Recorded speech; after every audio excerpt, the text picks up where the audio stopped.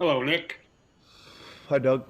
Given all the stuff that's been swirling, the trade rumors and the losing and the stuff, how good was it to see your guys play maybe their most thorough game of the year tonight?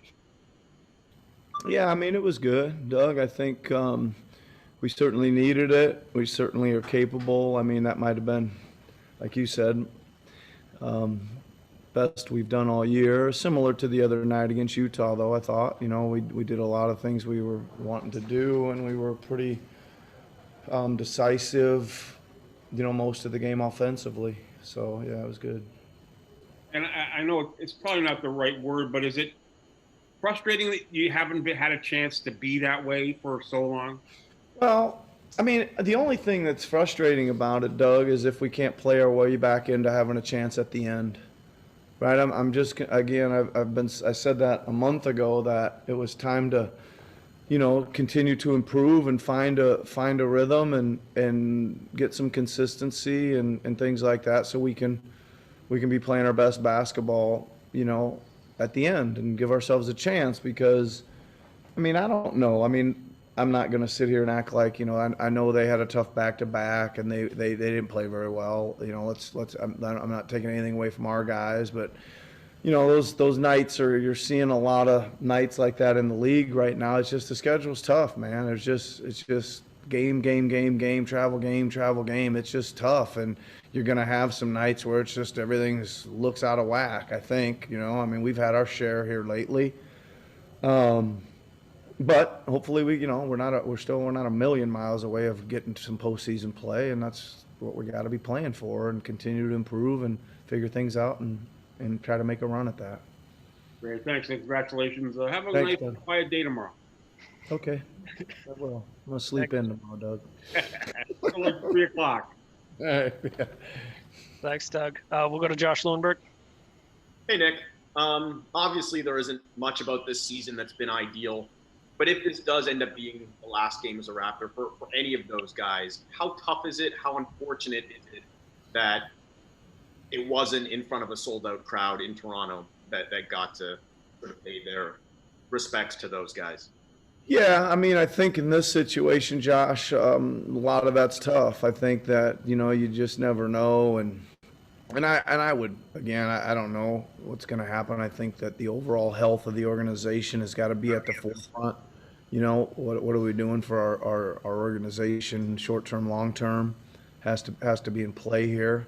It'd be nice, but you wouldn't know anyway, right? It's not like they could give a final standing ovation to anybody because nobody knows anything's what's going on. So I don't think it matters. And again, I think that one thing's pretty much sure. I think most of these guys have a place in Raptor fan, I'm not gonna say history, but hearts or whatever. So if they do move and they come back sometime, there'll be a time to give them that round of applause. Hopefully, geez, I hope so. I want to get back and play home game. That home game full sold out arena in Toronto sounds pretty good right now, Josh. I don't disagree. Thank you, Nick. Have a good night. Thanks, Josh. Yep, you too. We'll go to Mike Ganter. Hey, Nick, congrats on the win tonight. Wanted to ask you defensively. Everybody's been sort of on the defense and trying to figure out when it was going to come back and when it was going to get back to playing the way they're capable of playing. What was it tonight specifically? Did you think that got them Well, back? yeah, I mean, I think, Mike, there's so much of things that are hard to judge this year, Yeah. right? That are unexpected and that I've unexpected, to be honest, too. And I just, yeah, I guess I sit here and you watch those last few games, couple games. I think we played really hard and well against Utah, obviously. But you just aren't yourself, and you're just trying to wonder why we can't move a little quicker and react a little quicker and all that stuff. And it's just, there's really the only explanation is this thing's been hard to navigate through, and it's harder to come back from than I think anybody has realized. I mean, I know a bunch of teams have gone through it, and it's been hard on all of them, and takes time to get. I mean, takes time to get in shape and get in wind, and you got a lot of other things you're thinking about too. If physically you're just not quite yourself, and I just think that's probably been the case. So, it's good to get off our feet for a day and rejuvenate those legs a little bit and look a little bit more like ourselves for sure.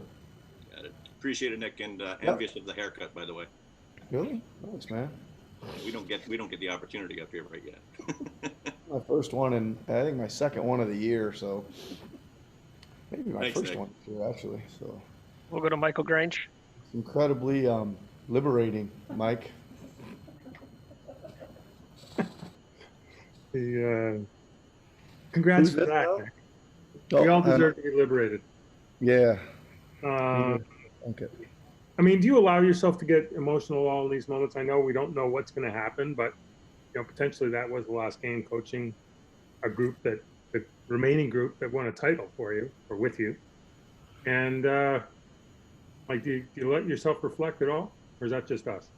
No, not really, Michael. I think that all I think, I've kind of always said the same couple things, and that's try to get the group you have, connect and play as well as they can together, and then individually that the guys improve, either in the marketplace or whatever. So, if somebody goes someplace, I hope it's a good move for them. That's it. I wish nothing but the best for these guys, and I think that if they do make a move, that they land somewhere where they continue to improve their value and feel like a important, find a important role in the team that they go to and continue to find some joy in playing. That's really what really matters to me, and try to create that here as much as we can, and then if it's not here, then it doesn't work out for everybody here, and sometimes it does, and that comes to an end, right? But there's opportunities out there in the league, and hopefully they go to a place that's good for them. Want nothing but the best for them. When your coaching friends ask you, what's it like coaching Kyle Lowry? What have you said? What kind of anecdotes or stories might you share? When I'm sure you get those questions a lot. Yeah, I mean, listen, I've heaped about as much praise as I can on him, Michael. I mean, I have. I certainly don't mind doing that. I mean, my one comment that I always make that I think is the highest compliment I give him is he plays harder than anybody I've ever seen. Been on the court coaching or coaching against or watching games or anything, he plays harder than anybody I've ever seen. And yeah, I can't give him a higher compliment than that. Thank you, Nick. Appreciate it. Yep. Thank you. Thanks, Michael. We'll go to Tim Bontemps. I was going to ask something similar, so I will just, I guess, sort of ask it again. If this is the last game, well, I'll ask a little differently, I guess. If this is Thunder, if this is the last game that you've coached in Kyle's career, what is the thing you'll take away from coaching him? Well, I guess it's been 7-8 years now between being assistant and also. Yeah, I mean, listen, Tim, we've developed together, really. I always say when I first got here, I was new to the NBA, and he kind of wasn't really a starting player, like legitimately starting, and so it's been that growth all the way to a 6-time All-Star, Olympic gold medal, and an NBA title, which is really incredible for Kyle Lowry, I think. And he's broken he's really high up there in all the Raptors records. He'll go down as maybe the greatest Raptor ever, I think, to date. But on top of all that, I think we've developed an incredible basketball relationship. We've really both worked at understanding this league, and we've done a lot of it together. I was joking with him tonight. He came over and told me to challenge that one, and I said something, and he said, "Man, I got to get your challenge record up." And I said, "Oh, my challenge record up? It's our challenge record up, because you're the one that's always telling me which one's to challenge or not." So, it's been a lot of that kind of working together type of thing, and we got something that we'll always have, which is that championship run, and that'll always bond us and connect us together. sort of fitting that if it is his final game, he was a plus 42 in the game he won after. Was he plus? I thought he was plus 42. That's got to be a record. Steven, is that a record? It's got to be a record, plus 42. I mean, probably not, but that's pretty cool. Thank you, sir. Thanks, Tim. Thanks, Good Tim. job redirecting there. We've got time for a couple more. We'll start with Mark Medina. Hey, Nick, good to see you. So follow up on the quote you just said about Kyle, about him playing harder than anybody you've ever seen. Is there a favorite moment that comes to mind that captures that? I mean, relating to that, I don't know if I have a specific moment, but I do remember, just times when in a 3-minute flurry, he'd make 6 plays. He'd steal the ball, he'd take a charge, he'd keep a ball alive at the offensive end, he'd knock 3 people over and make a layup, and just a whirlwind of action, and just one play after another. And I just remember saying that all the time. That was, just that would happen quite a bit. It was something that happened all the time. But I think the defining moment, without question, for me and for him probably too, is that start to Game 6 in the NBA Finals.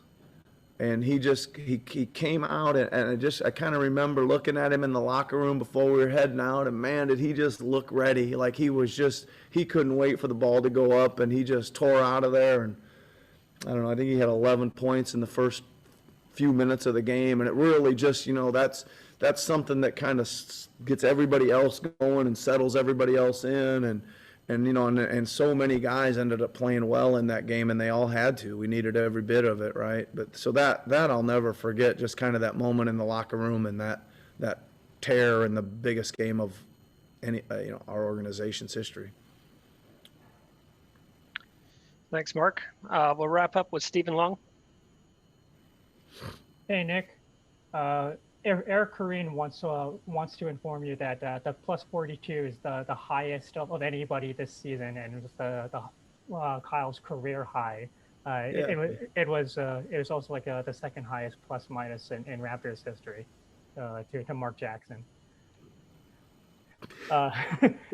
Thank you for that info, Stephen. I thought maybe you'd have your pulse on that. What was I gonna ask? Sorry, that was the last train of thought. Given the way with the trade deadline tomorrow, you guys are off. Is there any kind of, I guess, relief knowing that like you guys have been in the center of the storm for this entire month, and then come what may, whatever happens, it's over. It'll be over tomorrow. Yeah, for sure. I think that the deadline always kind of brings that in there, and you make some good points that we seem to be headlining a lot of it, or swirling in the headlines a little bit. But yeah, I think it's some finality to know that you got these guys and you're going to continue to go, or you got some new guys in different scenarios, and you got to get kind of back to work at square one or whatever. Great. Thanks a lot, Nick. Yep. Thanks, Stephen. Got it, Phil? Thanks very much for your time, Coach.